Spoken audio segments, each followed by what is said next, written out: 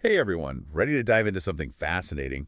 We're tackling the world of Go today, Oh, I love this and one. we're going deep with this Japanese text that not only lays out the rules, but really gets into Yeah. the heart of why people love this game. It's really special, this text. You can tell it's not just explaining, it's trying to share the passion. I know, right? It's like they want you to feel why Go is so captivating, not just understand it. Exactly. Okay, so for anyone totally new to this, the text starts with the board. Right, like the foundation. Yeah, so it's this grid, 19 by 19, and you've got your black and white stones, Classic. and you're placing them on the intersections, not the squares themselves, which already got me thinking differently. It's strategic right from the start.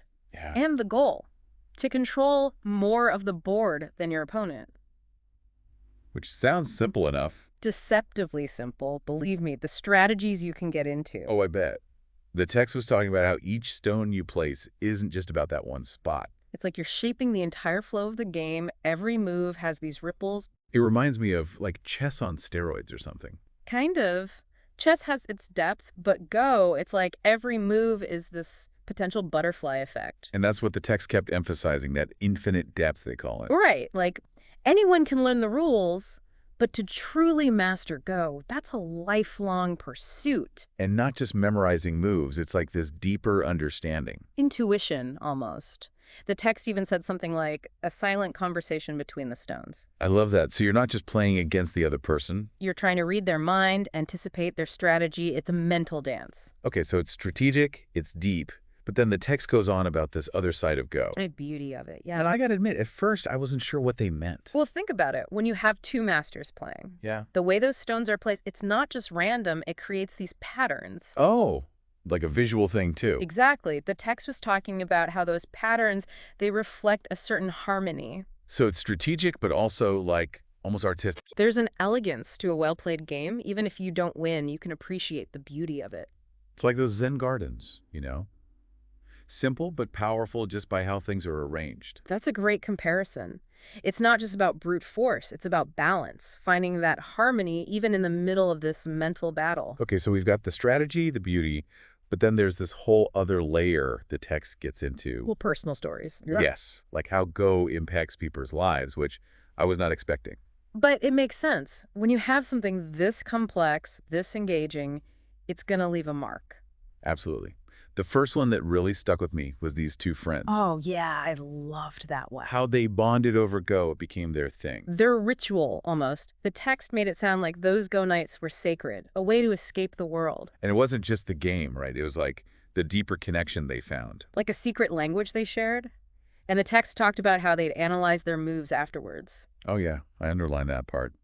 Breaking down the strategies, learning from each other. Their bond deepened with every game. It's really quite beautiful. It is, and it made me think about how sometimes the things we're most passionate about can bring us together in such unexpected ways. It's like a shared world they built, those two friends, all through these black and white stones. And it wasn't just friendships either. Remember that story with the parent and child? Oh, that was heartwarming. How Go bridged the generation gap. Right. The text described this moment where the parent realized their kid was actually teaching them something about the game.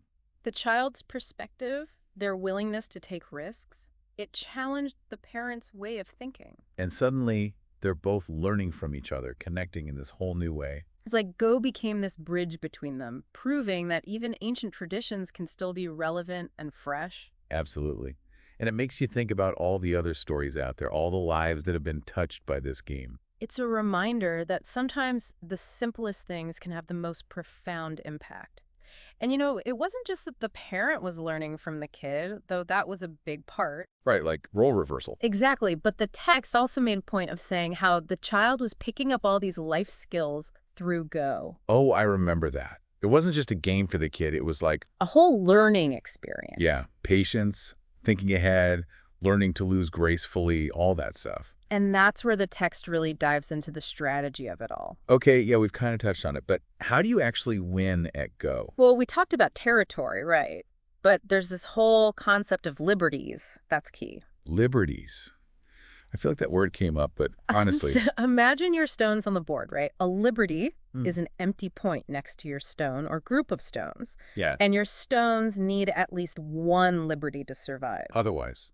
Captured. but moved from the board. So you're not just claiming land, you're trying to surround your opponent's stones, cut off their liberties. So it's like a siege warfare almost. The text used that exact analogy. You're trying to trap your opponent's stones, suffocate them. Ruthless.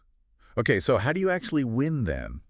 Capture all the other person's stones. That's part of it. You get points for captures. But the main thing is still controlling more territory at the end. So it's like a balance. You can't just go capture crazy. You got to build your own empire too. Exactly. It's this constant back and forth, expanding your territory while also making sure it's secure that makes it so interesting. Sounds intense. And then there were some more complicated rules the text mentioned, like ko or something. Oh, yeah, ko. That's a fun one.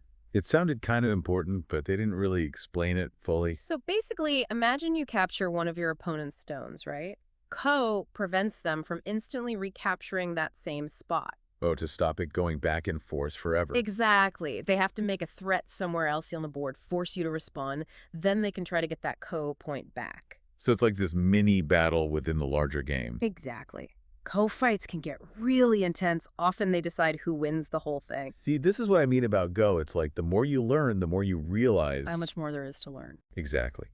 But even with all this talk of strategy and rules, the text keeps coming back to beauty. Right. It's not just a war. There's artistry to it, too. So how does that work when you're in the middle of this mental battle? Well, the text talked about how a true master, they don't just win, they win with style. Style. Like their moves, they're not just strategic, they also create these pleasing patterns on the board. It's like that thing people say about chess, playing the board, not the opponent. Yes. It's about finding that harmony amidst the chaos, even when the game is tense. So even if you lose, you can still appreciate the beauty of how it was played. Exactly. And that beauty, the text argues, it can actually connect people across cultures. Oh yeah, that story about the traveler, right? That one got me. It's a classic. So you have this traveler feeling lost in a new country, No idea what anyone's saying. and then they come across someone playing Go. And even though they don't speak the same language, They sit down and start playing. The Go board becomes their common ground. because the game itself is like a universal language. Right. The moves they make, the strategies they use, it all transcends those cultural barriers. It's like this silent understanding that forms. And by the end, the text makes it clear they've formed a connection that goes way beyond words.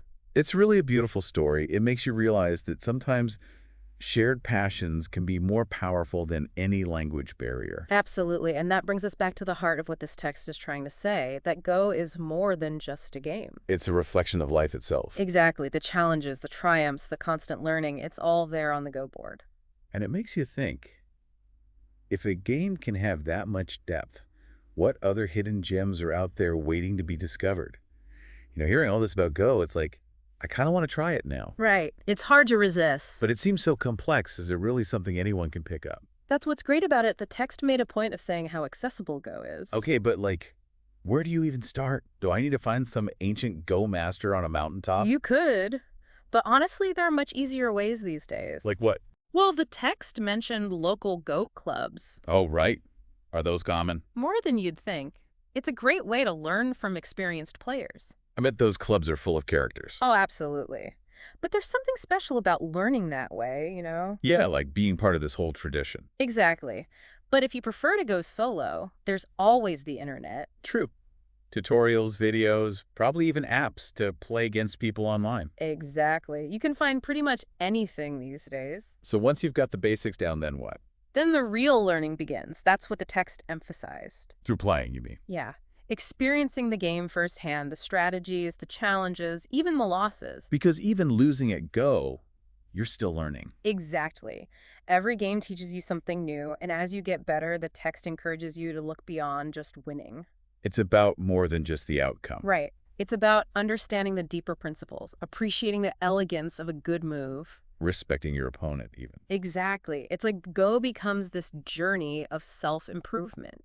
Both on and off the board. Exactly. Who knows, maybe one day you'll be the one teaching Go, passing on that knowledge. Wow, to think this game that's been around for centuries, we could become part of that lineage. It's a powerful thought, isn't it? This simple game, connecting people across time and cultures. It really makes you appreciate the things that endure, you know? The things that have captivated people for generations. Absolutely. And who knows what other hidden gems are out there just waiting to be discovered. Well said. Unfortunately, that's all the time we have for today's deep dive. Already. I know, right? Time flies when you're exploring the intricacies of Go. But we hope you've enjoyed this journey as much as we have. We've barely scratched the surface, really. Exactly. There's a whole universe to discover within this game, so we encourage you to get out there, try it for yourselves, and who knows, maybe we'll meet over a Go board someday. That'd be fantastic. Until then, keep those minds curious and those connections strong.